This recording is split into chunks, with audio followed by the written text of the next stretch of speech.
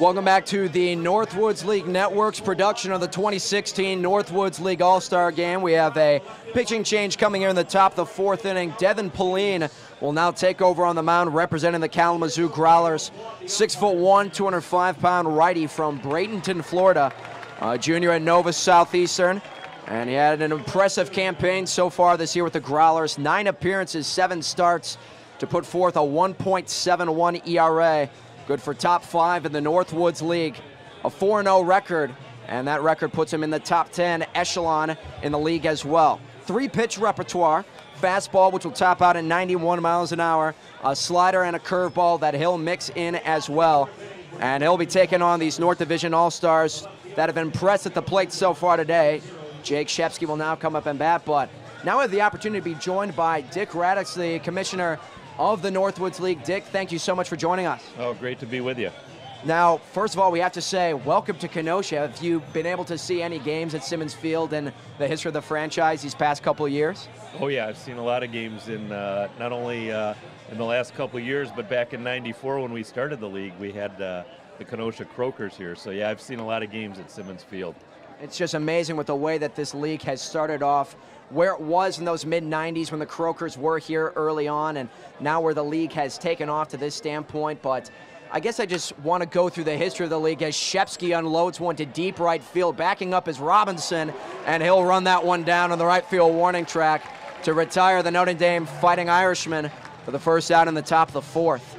But going through the history of the Northwoods League, you come from a background in which you had the opportunity to work in the New York Penn League. You've won a few recognitions in minor league baseball. But what led you to think starting an amateur baseball league would be the correct course of action? I needed a job, so it was yeah, a little inspiration, a little desperation, and we had this idea. We knew myself and the former president of the Florida State League, George McDonald, we had an idea to take some of these beautiful ballparks like Kenosha. At the time, the Kenosha Twins were moving out of here, Midwest League affiliate, and moving down to Fort Wayne, Indiana. So we moved in here, and the league was born in 1994. What was that like in 1994, trying to put together a summer collegiate league? I mean, was the concept of summer collegiate baseball fully established at that time? And what was that whole process of the establishment like?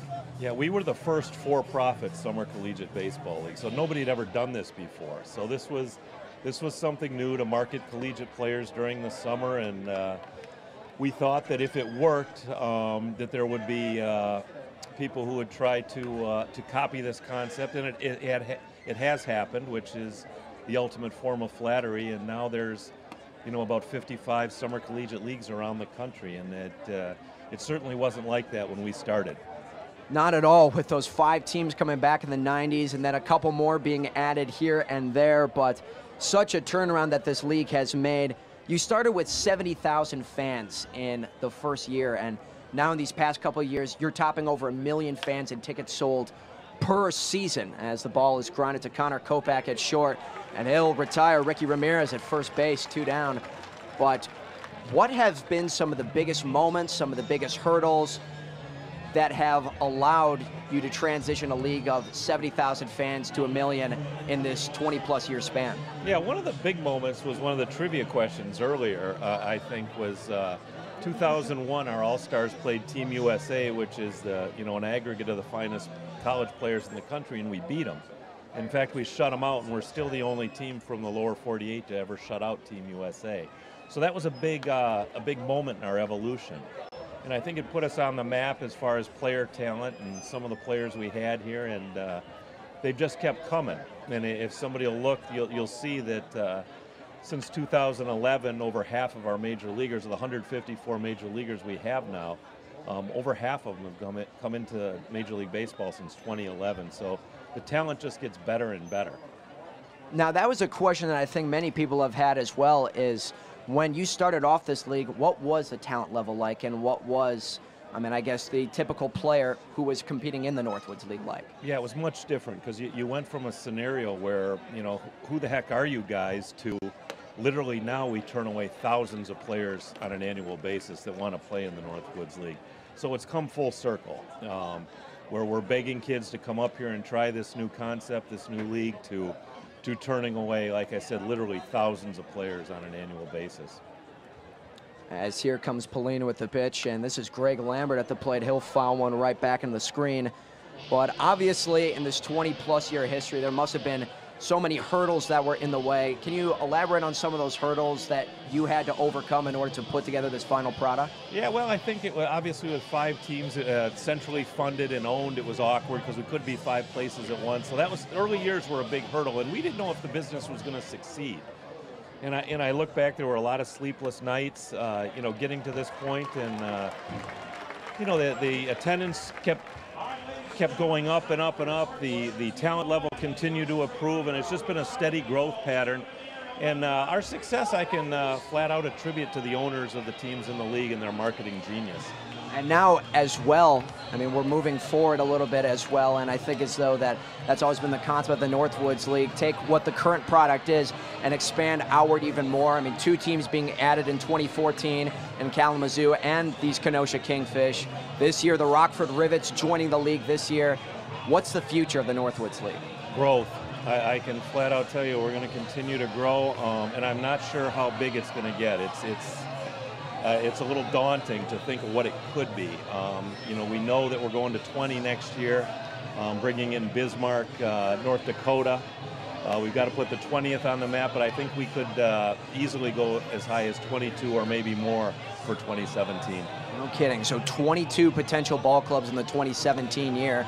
Where are most of these ball clubs located? You don't obviously have to name names, but geographically, what direction is the league moving? Yeah, well, we're going to Bismarck, obviously, so we're stretching west. I think we'll probably see some more in Illinois. And actually, I've even received a call from Pennsylvania, if you can believe it. So Bismarck to Pennsylvania is a long way.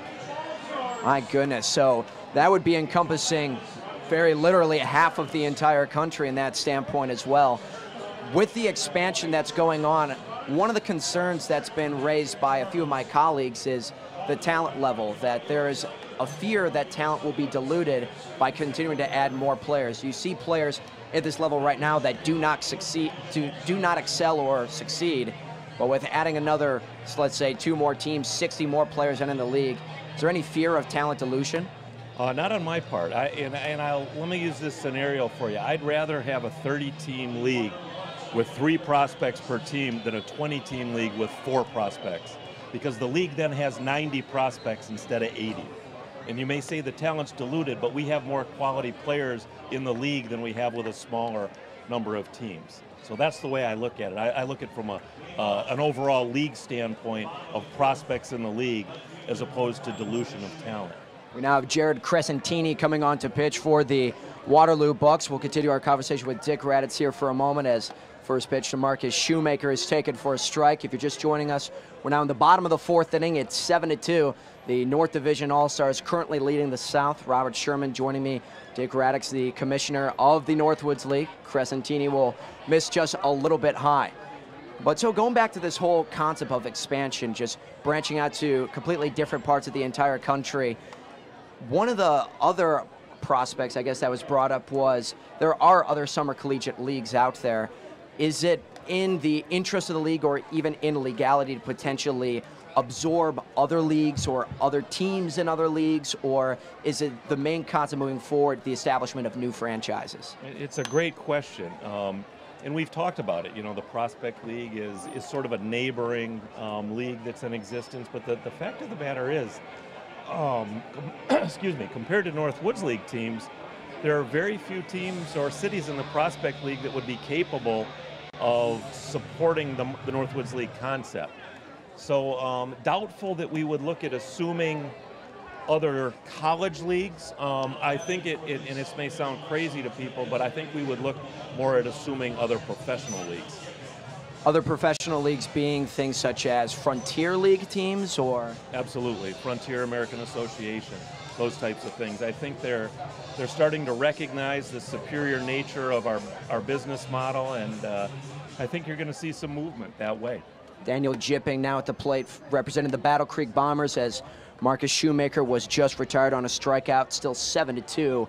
North leading the South Division here in the bottom of the 4th inning. A 1-0 count here now to Jipping, and Jipping will drive one deep to left field. That's hooking in the corner, and that gets down. Picking it up is Shepsky. He loses the handle on the ball, and he'll come up throwing to the shortstop, Andrew Freejay. That'll be a double coming from Daniel Jipping. So the young man from Central Michigan getting things going here in the bottom of the fourth, and the South trying to get back onto the board a little bit more, still with the 5 total run deficit in order to try and eat up. So continuing our conversation with Dick Radatz here on the Northwoods League Network. So Bismarck already being announced for next year. When is the anticipated date to potentially unveil new ball clubs that might be entering? Yeah, we have a tentative date on the schedule for August 16th. So I would say on or about August 16th, we would hope to announce number 20, and then anything after that would probably come after September 1st. Will there be any support given to new teams from the league? Because taking a look at programs such as Rockford, and this is no disrespect to the Rockford Rivets organization, but currently sitting at the bottom attendance-wise in the South Division this season in their first inception year. Not everybody has been successful as teams such as Kalamazoo or Kenosha in their first inaugural seasons. Will the Northwoods League give any help in trying to establish some of these programs? We give all the help we can. We look at us as partners in these endeavors. So yeah, we'll try to help them whatever we can with it, whether it be hiring talent, helping with recruiting, hiring on-field personnel, whatever it may be, we'll help. Base hit right up the middle for Logan Maddox, rounding third, being sent home. Throw to Dalton Varsho, and Varsho applies the tag on Daniel Jipping, and that's the second out. Exceptional throw from the center fielder, Danny Pardo from the Wilmer Stingers, and Daniel Jipping is cut down right before the home plate. South Division was trying to put up their third run of the ball game, unable to do it, and the score will remain at 7-2. And now it'll be back to the top of the order with Connor Kopak now coming up to bat. And I guess just the final topic, just trying to leave this conversation with Dick Radatz. You mentioned that you're not totally sure what the future of this Summer Collegiate League is. I have to ask you, did you see it at all evolving to the point that it is today? We've gone way beyond our wildest dreams. I mean, this thing is, we've got a tiger by the tail now, and you know, there's a couple, I never saw the stature, you know, 1,000,001 fans annually, building facilities to house this level of product. You know, the stature of somebody like the Kingfish or the Madison Mallards or Kalamazoo, you know, to do the business that they're doing is just remarkable. Kopak chops one to the third baseman. Stepping into a throw is Carter Hanford, and that will do it in the fourth inning. Dick, we really appreciate having you aboard here on the Northwoods League Network, and we hope to be seeing you soon here back in Kenosha again. Coming up right after this, we'll head to the top of the fifth inning. You're watching the All-Star Game.